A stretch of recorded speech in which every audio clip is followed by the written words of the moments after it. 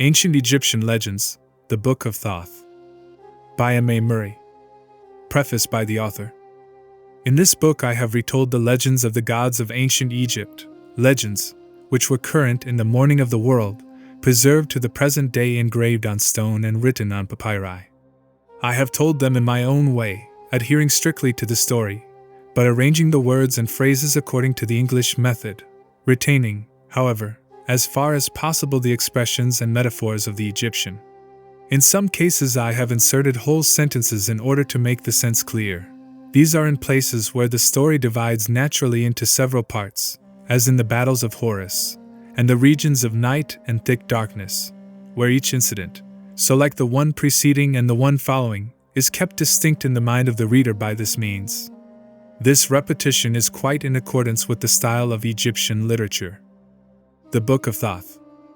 Now Ahura was the wife of Nefer-ka-ptah, and their child was Merab. This was the name by which he was registered by the scribes in the House of Life.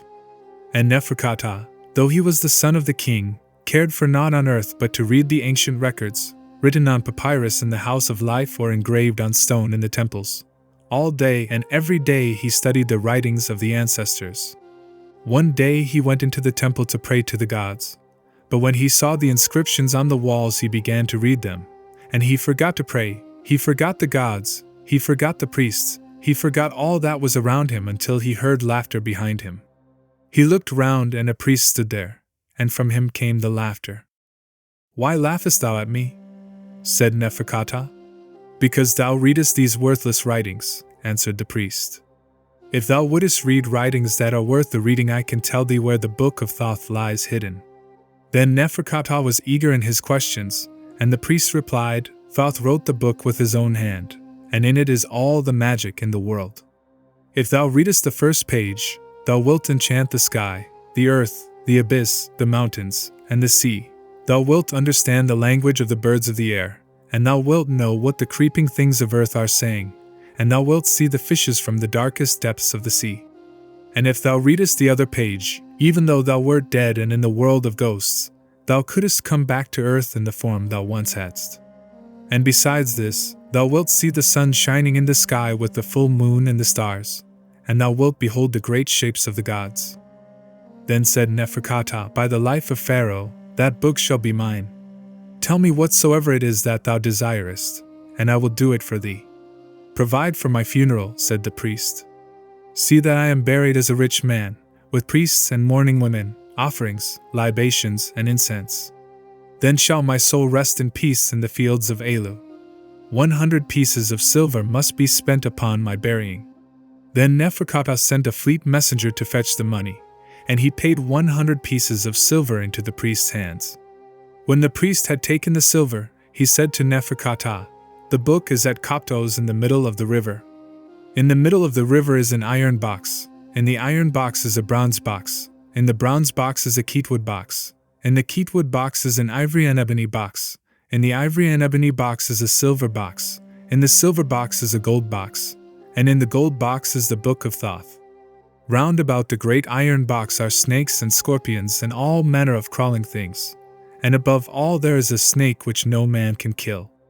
These are set to guard the Book of Thoth." When the priest had finished speaking, Nefer-ka-ptah ran out of the temple, for his joy was so great that he knew not where he was. He ran quickly to find Ahura to tell her about the book, and that he would go to Koptos and find it. But Ahura was very sorrowful, and said, "Go not on this journey, for trouble and grief await thee in the southern land." She laid her hand upon Nefer-ka-ptah as though she would hold him back from the sorrow that awaited him. But he would not be restrained, and broke away from her, and went to the king his father. He told the king all that he had learned, and said, "Give me the royal barge, O my father, that I may go to the southern land with my wife Ahura and my son Merab. For the Book of Thoth I must and will have." So the king gave orders and the royal barge was prepared, and in it Nefer-ka-ptah, Ahura, and Merab sailed up the river to the southern land as far as Koptos. When they arrived at Koptos, the high priest and all the priests of Isis of Koptos came down to the river to welcome Nefer-ka-ptah, Ahura, and Merab. And they went in a great procession to the temple of the goddess, And Nefer-ka-ptah sacrificed an ox and a goose and poured a libation of wine to Isis of Koptos and her son Harpocrates. After this, the priests of Isis and their wives made a great feast for 4 days in honor of Nefer-ka-ptah and Ahura. On the morning of the 5th day, Nefer-ka-ptah called to him a priest of Isis, a great magician learned in all the mysteries of the gods. And together they made a little magic box, like the cabin of a boat, and they made men and a great store of tackle, and put the men and the tackle in the magic cabin. Then they uttered a spell over the cabin, and the men breathed and were alive, and began to use the tackle. And Nefer-ka-ptah sank the magic cabin in the river, saying, "Workmen, workmen, work for me." And he filled the royal barge with sand and sailed away alone, while Ahura sat on the bank of the river at Koptos, and watched and waited, for she knew that sorrow must come of this journey to the southern land. The magic men in the magic cabin toiled all night and all day for 3 nights and 3 days along the bottom of the river, and when they stopped the royal barge stopped also, and Nefer-ka-ptah knew that he had arrived where the book lay hidden. He took the sand out of the royal barge and threw it into the water, and it made a gap in the river, a gap of a skenas long and a skenas wide.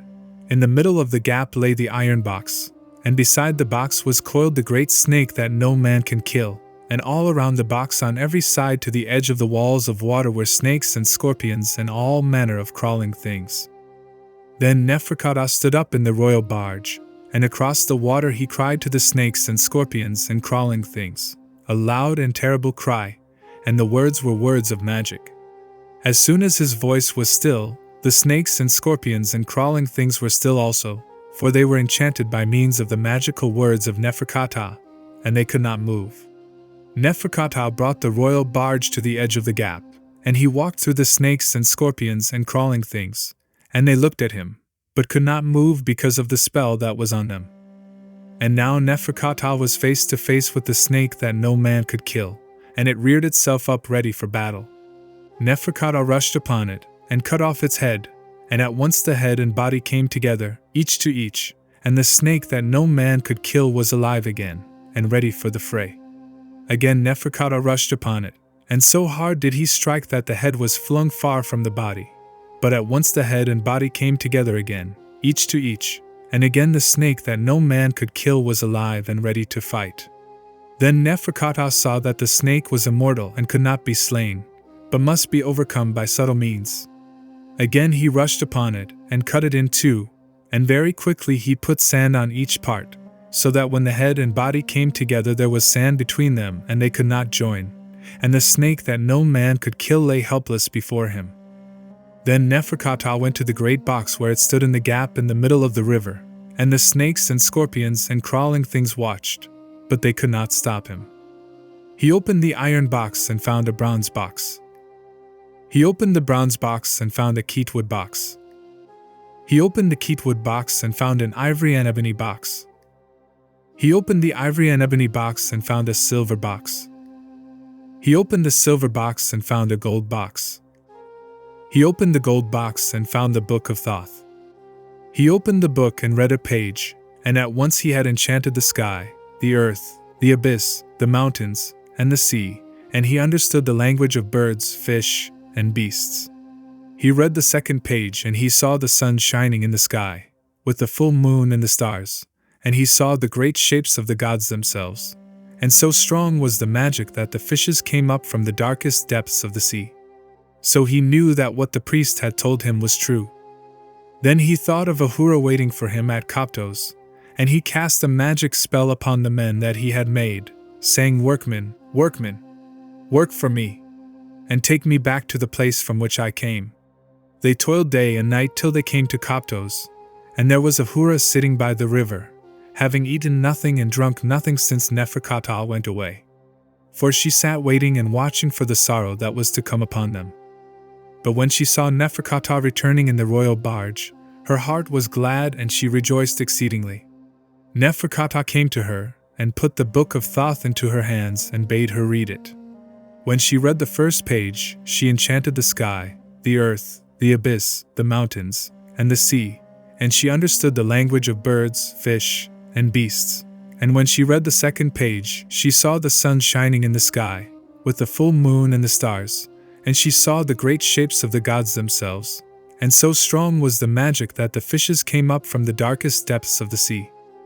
Nefer-ka-ptah now called for a piece of new papyrus and for a cup of beer, and on the papyrus he wrote all the spells that were in the Book of Thoth. Then he took the cup of beer and washed the papyrus in the beer, so that all the ink was washed off and the papyrus became as though it had never been written on. And Nefer-ka-ptah drank the beer, and at once he knew all the spells that had been written on the papyrus, for this is the method of the great magicians. Then Nefer-ka-ptah and Ahura went to the temple of Isis and gave offerings to Isis and Harpocrates, and made a great feast, and the next day they went on board the royal barge and sailed joyfully away down the river towards the northern land. But behold, Thoth had discovered the loss of his book, and Thoth raged like a panther of the south, and he hastened before Ra and told him all, saying, Nefer-ka-ptah has found my magic box and opened it, and has stolen my book, even the Book of Thoth. He slew the guards that surrounded it, and the snake that no man can kill lay helpless before him. Avenge me, O Ra, upon Nefer-ka-ptah, son of the king of Egypt. The majesty of Ra answered and said, Take him and his wife and his child, and do with them as thou wilt. And now the sorrow for which Ahura watched and waited was about to come upon them, for Thoth took with him a power from Ra to give him his desire upon the stealer of his book. As the royal barge sailed smoothly down the river, the little boy Merab ran out from the shade of the awning and leaned over the side watching the water.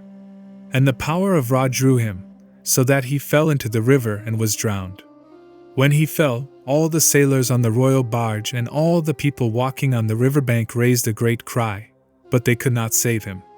Nefer-ka-ptah came out of the cabin and read a magical spell over the water, and the body of Merab came to the surface, and they brought it on board the royal barge. Then Nefer-ka-ptah read another spell, and so great was its power that the dead child spoke and told Nefer-ka-ptah all that had happened among the gods, that Thoth was seeking vengeance, and that Ra had granted him his desire upon the stealer of his book. Nefer-ka-ptah gave command, and the royal barge returned to Koptos, that Merab might be buried there with the honor due to the son of a prince. When the funeral ceremonies were over, the royal barge sailed down the river towards the northern land. A joyful journey was it no longer, for Merab was dead, and Ahura's heart was heavy on account of the sorrow that was still to come, for the vengeance of Thoth was not yet fulfilled.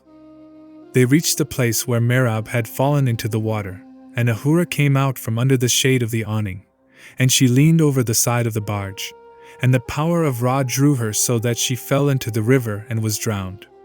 When she fell, all the sailors in the royal barge and all the people walking on the riverbank raised a great cry, but they could not save her. Nefer-ka-ptah came out of the cabin and read a magical spell over the water, and the body of Ahura came to the surface, and they brought it on board the royal barge. Then Nefer-ka-ptah read another spell, and so great was its power that the dead woman spoke and told Nefer-ka-ptah all that had happened among the gods, that Thoth was still seeking vengeance, and that Ra had granted him his desire upon the stealer of his book. Nefer-ka-ptah gave command, and the royal barge returned to Koptos, that Ahura might be buried there with the honor due to the daughter of a king. When the funeral ceremonies were over, the royal barge sailed down the river towards the northern land.